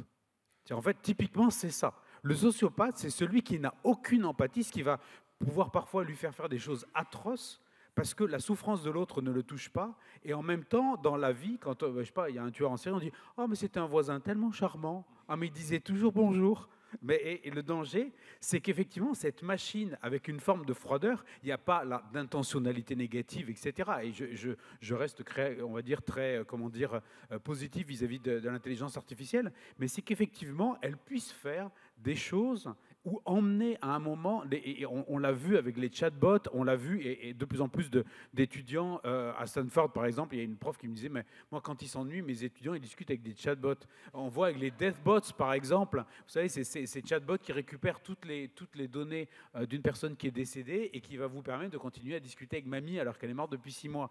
Et ben, ce genre de choses, par exemple, ça donne, ça place l'humain dans une situation qui peut être une situation de confort, mais de confort factice, et on le voit particulièrement dans le cas du deathbot, parce que de fait, la personne, elle est décédée, et qu'à un moment, il va falloir accepter de faire le deuil et de couper le lien.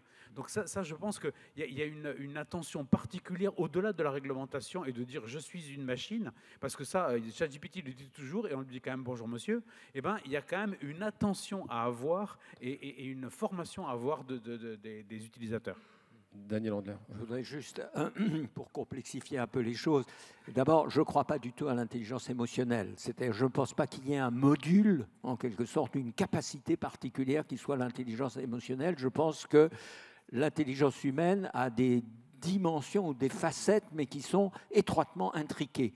Donc, je me méfie d'une approche qui consisterait à en mettre une couche émotionnelle au-delà de la couche logique ou au-delà de la couche stratégique ou la couche communicationnelle. Je pense qu'il y a une imbrication très, très, très profonde. Ça, c'est la première remarque, mais il n'y a pas de conséquences immédiates, mais je crois qu'il faut qu'on y réfléchisse. La deuxième chose, c'est qu'il faut penser à ces films de science-fiction, Her, etc. Je ne suis pas du tout un spécialiste, mais de bien avoir en tête la distinction entre l'effet immédiat, l'effet à moyen terme et l'effet à long terme. Moi, je pense que ces chatbots pseudo-émotionnels, ils peuvent provoquer des réactions extraordinairement négatives ou avoir des conséquences extraordinairement négatives, pas à court terme, mais peut-être à moyen terme et encore plus probablement à long terme. Et la troisième chose que je voulais dire à propos de cette idée britannique de toujours indiquer qu'il s'agit d'IA, et j'ai bien noté qu'il ne suffit pas de le dire, d'une certaine façon, il faut l'effectuer. Il y a l'IA continue de nous proposer des contrefaçons de plus en plus perfectionnées de la personne humaine. Eh bien, elle va exactement dans la mauvaise direction. Je dis qu'il ne faut pas poursuivre dans cette direction-là, il faut l'interdire. Et je partage le point de vue de Daniel Dennett, qui est le philosophe que certains d'entre vous connaissez, qui est mort récemment, et qui disait qu'introduire de fausses personnes par les moyens de l'IA, c'était aussi criminel que d'introduire une fausse monnaie. Ça rompt complètement la confiance, puisque c'est le thème de cet événement, ça rompt complètement, ça détruit complètement les bases de la confiance au sein de la société humaine. La présence, en quelque sorte, de créatures ou d'entités qui ressemblent à s'y tromper à des personnes humaines et qui n'en sont pas. Moi, je dirais deux choses. Alors, sur ton premier point, je pense que ça illustre assez bien le fait qu'on est passé d'une étape avec Turing où on a essayé de penser l'ordinateur ou la machine sur le modèle du cerveau humain à une étape actuelle où on commence à penser le cerveau humain sur le modèle de la machine. Et si sur la machine, il y a un modèle de traitement des émotions ou de la voix ou que sais-je, on a l'impression qu'il y a comme un bloc dans l'intelligence humaine qui ferait ça, alors que je suis d'accord avec toi, c'est une dimension plutôt qu'une autre. Après,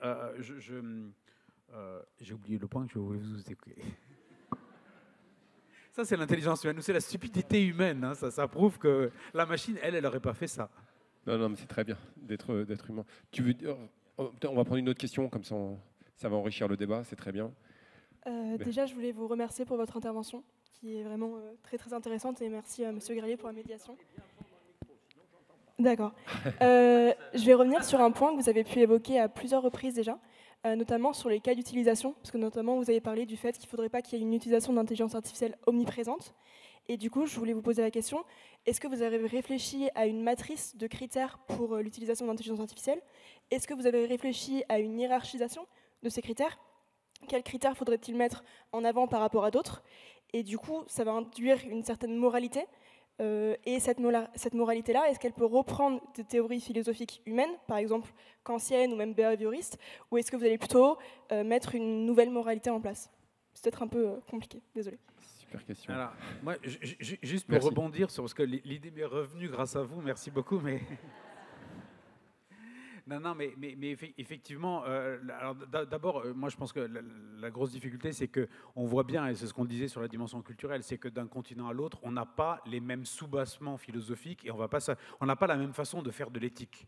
Et si on est conséquentialiste ou si on a une approche plus, on va dire, d'éthique déontologique en essayant de fixer des principes, on n'arrivera pas du tout aux mêmes conclusions. Après, l'autre point quand même, c'est quand tu disais que effectivement, c'est un tort de vouloir créer des fausses personnes. D'un côté, je suis d'accord. En même temps, on ne va pas se mentir, l'humain n'arrête pas de se chercher des interlocuteurs. Enfin, on n'arrête pas de se demander si on est seul dans l'univers, on n'arrête pas d'essayer de parler. Enfin, cette projection de l'humain sur tout ce qui est autour, c'est quasiment un invariant anthropologique. Et donc, c'est un peu naturel, au-delà de la dimension marketing, qui fait qu'effectivement, si ça s'était appelé TextGPT, ça aurait quand même été vachement moins sexy que ChatGPT, parce qu'on ne lui aurait pas parlé, on aurait juste demandé qu'il nous génère un texte. Mais au-delà de ça, je pense que ça répond quand même à une aspiration humaine à laquelle on aura du mal à contourner cette difficulté-là. Et j'aurais voulu juste rajouter quelque chose qui est véritablement le fait que et on le voit parce que beaucoup de gens, il y a des gens qui vous expliquent qu'ils ne peuvent pas aller s'endormir sans avoir passé 1 heure avec ChatGPT. Il y a la question de bienveillance, entre guillemets, dans l'interaction. Et je vous invite à ce propos, il y a un journal qui s'appelle l'ADN qui fait un cahier de tendance et qui vous expliquera ça. C'est vraiment excellent et très profond. Et comme tu disais, c'est vraiment culturel et ça dépend des régions. En Asie, le fait de parler avec des gens décédés, ils n'ont pas du tout la même culture du deuil que celle qu'on peut avoir en Occident. Donc il faut rester humble, même en tant qu'occidental, par rapport à nos questions de morale. Ouais. Après, d'un point de vue purement nord-occidental, et peut-être c'est d'ailleurs même que le mien, hein, on va dire, je pense qu'il y a quand même deux critères qui sont importants. Le premier, c'est la dimension de la liberté. On évoquait quand même le fait que beaucoup de ces algorithmes, beaucoup de l'usage de la donnée biaise notre relation au réel ou notre vision du réel. Et quelque part, à partir de ce moment-là, on n'est plus en situation de faire des choix éclairés. Donc, je ne sais pas, pour tous ceux qui utilisent nous, on a travaillé sur les algorithmes des applications de rencontres avec les critères de désirabilité, etc. Mais c'est un univers complètement fantasmé dans lequel les gens sont guidés vers des personnes. Et c'était la directrice marketing d'une de ces plateformes qui nous disait, non, mais nous, on s'arrange quand même pour créer des quasi-matchs. C'est-à-dire, en fait, vous faire rencontrer la personne avec qui vous avez envie de passer une soirée, mais pas toute la vie. Parce que si vous passez toute la vie, quelque part, oui, c'est ça, c'est pas bon pour le business model, vous quittez. Mais en même temps, si vous rencontrez que des gens que vous n'avez pas envie de rencontrer, vous dites cette application c'est débile et vous partez aussi. Donc en fait, il faut jouer, on en revient un peu à ce qu'on disait sur les émotions, il faut jouer avec la vie affective des gens pour leur donner assez, mais pas trop, etc. Ce que moi je trouve assez angoissant. Donc il y a cette première dimension de la liberté et l'autre c'est la dimension de l'agentivité. C'est-à-dire que je pense qu'en revanche, n'est peut-être pas très loin le temps où on pourra bénéficier à peu près tous d'assistants, on va dire, qui sont quand même capables d'organiser un peu l'information et sans avoir, on va dire, une autonomie totale, mais seront capables, par exemple, si vous dites, tiens, organise-moi un week-end pour 2 à Venise, etc., et dire, je sais que vous aimez le vert, alors j'ai choisi la chambre verte dans l'hôtel bidule, etc. Donc ça, pourquoi pas? La question, c'est comment est-ce qu'on peut être comment est-ce qu'on peut avoir un assistant sans devenir des assistés? Moi, un truc qui m'avait beaucoup frappé, et ça n'a rien à voir avec l'IA, mais au début de la pandémie, il y avait un reportage à New York avec plein de gens très chics, visiblement très riches, très intelligents, qui se baladaient avec un sac poubelle à la main et qui disaient « Mais je ne sais pas où on doit le mettre. Normalement, c'est ma bonne Philippine, mais là, elle est coincée dans le Queens et moi, je suis bloqué. » Et en fait, on se rend compte que les gens, en fait, c'était devenus des assistés. Ils avaient perdu leur autonomie. Et ça, je pense que cette agentivité humaine, cette capacité de maîtriser sa propre vie, c'est quelque chose qu'il faut garder. Hegel a encore de l'avenir. Ouais. On va prendre la question de monsieur. Merci beaucoup. Bonsoir, merci pour vos interventions.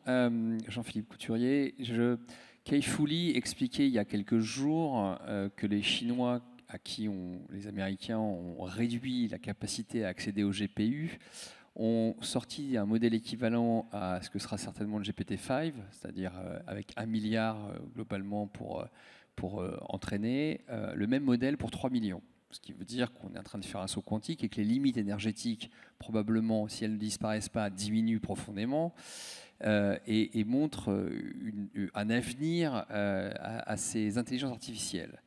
Klarna, en début d'année, FinTech européenne, expliquait s'être passé de 700 personnes au service client et a fait passer les interventions de 11 minutes pour une personne au service client à 2 minutes avec absolument aucune dégradation de la qualité.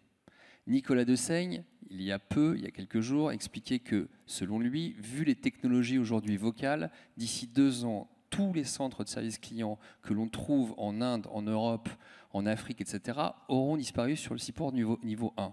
Or, ces centres de service client, et ce n'est qu'un exemple, donnent du travail souvent à des gens qui sont défavorisés. Alors, unir l'intelligence artificielle et l'intelligence humaine, c'est le faire pour tout le monde. Comment voyez-vous l'avenir du travail pour ce plus grand nombre?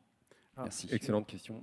C'est une question à laquelle François pourra probablement aussi beaucoup répondre, mais nous, on a travaillé sur cette question-là, et notamment avec, je ne peux pas citer le nom, mais un grand groupe français qui a pas mal de centres d'appel et qui a décidé de ne plus traiter les appels en flux, au sens il faut réduire la durée pour essayer d'en faire le plus possible, etc., mais plutôt de traiter en pool de clientèle. Et en disant, finalement, une fois que vous avez fini de répondre à tous les appels des gens mécontents, peut-être que vous pouvez faire d'autres choses de votre temps. Par exemple, appeler les clients pour vérifier si ça s'est bien passé, fidéliser la clientèle, proposer d'autres services, etc. Et il y a maintes façons d'utiliser l'intelligence artificielle dans un centre d'appel, y compris, justement, on disait, pour repérer le stress dans la voix, donner des éléments d'alerte, faire apparaître le dossier, proposer des suggestions, etc., qui sont incapacitantes pour le collaborateur ou la collaboratrice, et il y en a autant qui sont des utilisations qui vont permettre de remplacer. Et moi, je pense que plutôt que de remplacer, il vaut mieux incapaciter les personnes, parce que finalement, une entreprise, plutôt que de faire juste du cost killing et de dire, en gros, c'est le même niveau de service, mais ça coûte juste moins cher, la question, c'est est-ce que je ne peux pas augmenter mon chiffre d'affaires? Est-ce que je ne peux pas fidéliser ma clientèle? Est-ce que je ne peux pas faire d'autres choses? Et là, effectivement, on met en place, ou on garde au centre l'humain, et pour autant, on continue à faire croître la production de l'entreprise. Juste une petite référence, là, je ne suis pas particulièrement compétent, mais je lis, et notamment dans le rapport de Philippe Aghion et de Anne Bouvreau, qui a été remis au président de la République il y a quelque temps, vous verrez défendre le point de vue qu'en réalité, les emplois ne sont pas massivement menacés, qu'il y aura en fait des déplacements, la création de nouveaux types de postes de travail, etc. Mais c'est discuté, c'est vraiment encore une question sur laquelle il y a controverse, il n'y a pas un avis qui s'impose absolument. Acemoglu, au contraire, lui, il pense que l'emploi est sévèrement menacé. Philippe Aghion pense que non, et voilà, et ces messieurs, les économistes... Je pense que personne ne sait. Personne ne sait ce qui va se passer. Il va y en avoir qui vont être détruits. Ce que l'on sait, en revanche, et je pense que c'est pour nos gouvernants un sujet critique, c'est que la plupart des emplois vont changer de forme.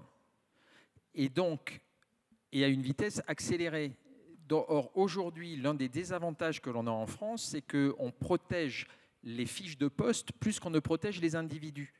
Et il faut absolument qu'on repasse à davantage de ce que l'on appelle de manière un peu barbare la flexi-sécurité, que l'on protège les individus, mais qu'au contraire, on aille de plus en plus vite dans les évolutions de structures, d'organisation et autres. Autrement, on a vraiment un désavantage massif.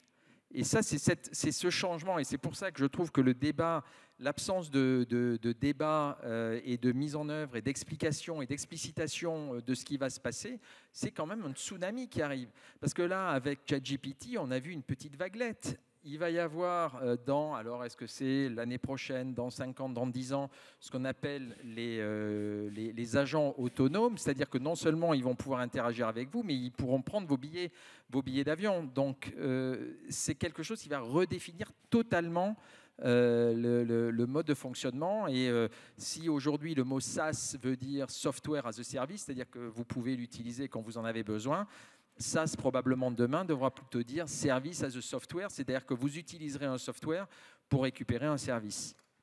Eric ? Alors moi, effectivement, je vois plus le danger, enfin moins le danger d'être remplacé par une IA que d'être remplacé par une personne qui sait utiliser l'IA. Et je pense que là, effectivement, il y a une vraie, responsabilité sur les épaules des dirigeants d'entreprise de ne pas laisser se faire les choses et se creuser l'écart entre ceux qui ont le plus de capacité ou qui sont les plus jeunes ou qui ont, je ne sais pas, pour une façon ou pour une autre, qui auront la capacité de se saisir de ces technologies par rapport aux autres qui petit à petit se laisseront distancer, et qu'il y a un énorme travail à faire, stratégique, de formation, pour être certain d'accompagner ce mouvement, parce que je suis d'accord, il y aura des nouveaux postes, mais est-ce que ce seront des postes qui seront accessibles aux personnes qui avaient le poste précédent? Ça, j'en suis pas du tout certain. Et la question, c'est moins au niveau schumpeterien d'arriver à la fin à une somme équivalente que le creux qui risque d'y avoir au milieu. Et ce creux, c'est un creux économique, c'est un creux social, et ces gens-là, ils votent, et c'est aussi un creux politique. C'est passionnant, et je propose que, pour conclure bientôt ce débat, on redonne un peu des questions aux personnes peut-être les plus concernées, aux étudiants. Mohamed ? Alors, peut-être une question à M. Candlon. Vous avez passé 7 ans en Chine, un pays où les technologies d'IA avancées sont massivement déployées. La confiance dans les systèmes d'IA déployés, yes. La confiance dans ces systèmes d'IA est parfois acquise par la force de la régulation. Ma question est la suivante. Quel parallèle ou différence voyez-vous entre les approches occidentales et les approches asiatiques pour instaurer la confiance autour de ces technologies?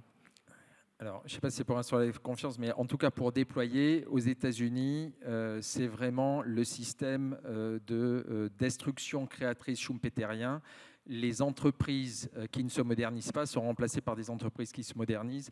Le marché est extrêmement flexible. En 2008, si je prends même l'automobile, Détroit vire tout le monde, et 2 ans plus tard, ils ont plus de travailleurs qu'ils n'en avaient en 2008. Donc vraiment du V, ça rentre, ça sort. En Europe, ce que je parlais, en effet, ce que l'on voit, c'est plutôt... Et là, je voudrais parler de quelqu'un qui s'appelle Olivier Coste, qui essaie de se battre pour faire reconnaître le fait que les coûts que l'on a quand on veut faire des restructurations sont tellement élevés qu'en fait, on ne veut pas innover, on ne veut pas prendre de risques. Et j'avoue que le nombre de fois où j'ai entendu des entreprises me dire « Oui, est-ce que vous avez quelque chose de nouveau, mais qui a été prouvé ailleurs ?» Donc, et en Chine, ils ont un système en effet de déploiement de l'IA dans les entreprises traditionnelles qui se fait par des sortes de petites entreprises qui prennent ces technologies qui sont peu verticalisées, peu spécifiques par industrie, et qui vont justement les améliorer pour qu'elles soient facilement prises et adoptées par des entreprises, par tout le monde. C'est comme ça que, et ça ils l'ont fait déjà depuis un certain temps. Alors ça n'est pas gratuit. Par exemple, Alibaba l'avait fait dans tous les petits magasins de proximité pour avoir les données des paniers de la ménagère. Et donc c'est effectivement quelque chose qui se fait on essaie d'aider les entreprises traditionnelles à adopter ces technologies. Chez nous, la distance pour une entreprise traditionnelle, une PME, à adopter la technologie, elle est difficile. Il y a des subventions, mais quand on ne sait pas quoi faire, si vous mettez un couteau face à une poule, ce n'est pas évident. Et là, c'est malheureusement un peu ce qui se passe. Donc, je trouve que le modèle chinois d'aide et à cette adoption en mettant des gens, en aidant, est assez performant. On devrait s'en inspirer. Merci beaucoup. C'est très intéressant de parler de la Chine. On a parlé de Kai Fu Lee tout à l'heure. Est-ce que... Ouais, allez-y, Manouzen. Allez-y. Alors, bonjour. J'ai encore une fois une question pour Eric Salobir. Dans votre article « Déconfiner l'humain », vous écrivez « Cette terrible crise peut nous aider à prendre conscience que nous avons à choisir entre deux mondes. Dans le premier, nous laissons les technologies que nous créons façonner en retour notre société, en faisant le pari, à votre sens ou à l'échec, que l'innovation est toujours un progrès et qu'elle assurera éternellement la croissance. Et dans le second, nous mettons ces technologies au service d'un projet de société mûrement réfléchi en évaluant au mieux leur impact. » Premièrement, ma question est quelles sont les raisons qui vous poussent à mécroire que l'innovation est toujours un progrès et qu'elle assurera éternellement la croissance? Ne pensez-vous pas que même les échecs de certaines innovations peuvent servir au succès de futures innovations et donc constituer un éternel progrès? Et deuxièmement, quels sont les acteurs qui pourraient éviter de laisser les technologies que nous créons façonner notre société et quel plan d'action leur conseillerez-vous? Tu repars pour 4 heures. J'ai 4 heures. Hein. Bah, vous avez tous vos pique-niques, on est d'accord, on va y passer. Non, mais c'est une très, très bonne question. Alors d'abord, la différence entre innovation et progrès, là, je pense qu'il faut qu'on soit attentif sur le fait que l'innovation, c'est ce qui est novateur, donc ce qui est nouveau. Le progrès, c'est une évolution positive, donc c'est ce qui est mieux. Et même si toutes les publicités essaient de nous faire croire que l'iPhone 16 il est mieux que l'iPhone 11, bah, je suis désolé, c'est pas parce qu'il est nouveau qu'il est mieux. Donc là, on a bien que je sois persuadé hein, de la richesse des échecs et des tâtonnements, mais je crois que considérer qu'il y a un espèce de sens de l'histoire technologique et qu'on irait forcément vers un mieux, c'est évident qu'au cours des 100 dernières années, les technologies ont permis globalement au sort de l'humanité de s'améliorer en santé, en éducation, en nutrition, etc. Ça s'est quand même fait aussi au prix d'un certain nombre de choses. Je pense par exemple à des désastres climatiques, je pense à l'impact sur les Premières Nations, sur un certain nombre de populations. En fait, toutes ces choses-là ont un coût. Donc, en fait, moi, je n'appellerais pas ça systématiquement progrès et je crois que je serais très prudent sur la mise en œuvre des innovations. Sur le deuxième aspect de la question, j'aurais tendance à dire qui est responsable. Pour prendre un exemple issu de la tradition juive, l'histoire du veau d'or. Je ne sais pas si vous voyez, le veau d'or, c'est Moïse est monté sur la montagne, télécharger les 10 commandements sur cette tablette de la loi. Ça peine un peu parce qu'à l'époque, visiblement, le Wi-Fi n'est pas si bon. Et puis, pendant ce temps-là, le peuple panique un peu en disant mais il faut quand même quelqu'un pour nous protéger. Et puis, pour nous protéger, qu'est-ce qu'ils font? Ils font fabriquer un veau d'or. Mais ce ne sont pas les orfèvres qui vont faire une idole. C'est chaque membre du peuple qui, quelque part volontairement, va remettre une partie de sa liberté, de son agentivité dont je parlais tout à l'heure, quelque part, va se remettre entre les mains de ce qui est une idole. Et donc c'est là, je pense que si on doit se poser la question, bien entendu, il y a les fournisseurs de technologie, bien entendu, il y a les régulateurs, bien entendu, il y a les dirigeants d'entreprises qui mettent en œuvre, notamment les grandes entreprises qui mettent en œuvre les syndicats, etc. Mais c'est chacun d'entre nous qui sommes responsables à notre niveau de la façon dont on bâtit un projet de société à partir d'une technologie. Merci beaucoup.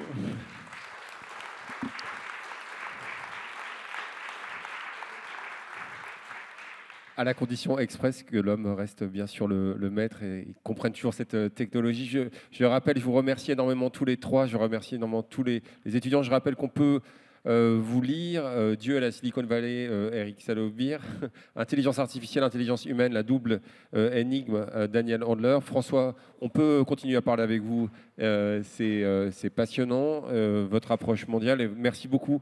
Chacun d'entre vous, ce sont des sujets, cette création, ce double qui nous passionne aussi au point. On essaye de faire vivre ce débat. Merci beaucoup à la Cité de la Réussite.